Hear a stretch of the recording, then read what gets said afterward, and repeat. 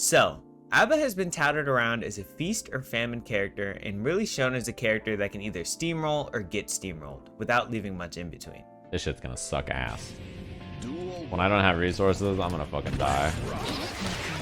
Oh, I won. Whee! I lost.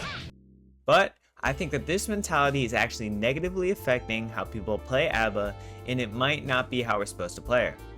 A.B.A's install kit is pretty massive, with her outstanding tools being these almost unreactable high-low mix-ups, a guard-crushing full-screen super, and an almost untouchable armored DP that is her optimal combo tool.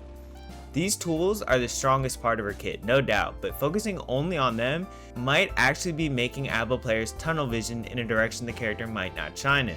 Let me explain. A.B.A's other tools in install are unpunishable, disjointed normals with low overall recovery and high reward on hit, a Rekka with a massive lunge and a ridiculously strong knockdown situation, and insanely fast approach with dash and IEDs. This lets her play at almost any range and be a massive threat with reward on almost any hit if the A.B.A player is ready. She lends herself extremely well to the Geo or chip playstyle of being so fast that any whiff can be punished, and checking her dash up is a risk itself, while having much higher damage output and better Oki than the other two because of Rekka or Danzai depending on the hit.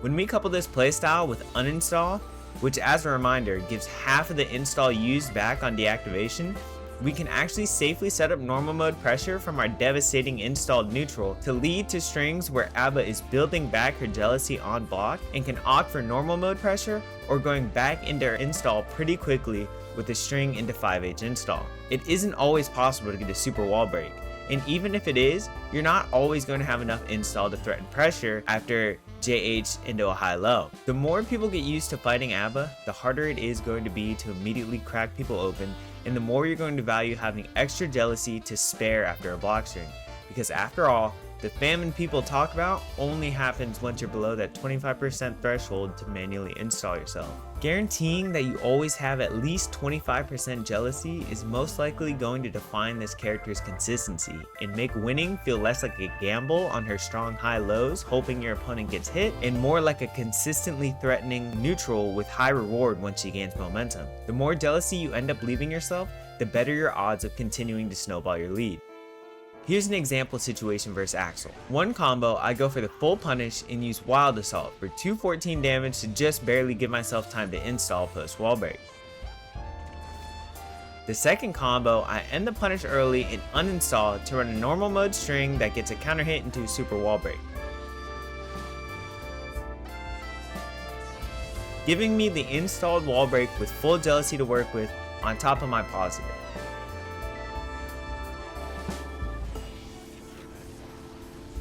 Of course, there might be a better route for the cash out, but this is generally where I think it's easy to autopilot damage over jealousy. Now, of course, cashing out and getting positive bonus is amazing for A.B.A. The more meter at your disposal, the better off you are. If you can kill somebody, you probably should. And if you think you can get a hit before your jealousy runs out after a lengthy combo, again, go for it. But meter management is going to become more and more prevalent as this character develops, and I'm sure you felt how hard it is to win once you're below 25% jealousy in neutral. I think the biggest piece people are missing from A.B.A's game plan is weaving in and out of her install and consciously thinking of her jealousy while doing install routing to give you the most jealousy afterwards possible. It's very easy to get wrapped up in an absolute do or die mentality when you finally swing the momentum in your favor, but her strengths aren't just brute force and high damage. She also really rewards clean gameplay and watching your opponent. When looking to the future of a character, consistency is the #1 thing people should build towards, especially in a hectic game like Strive.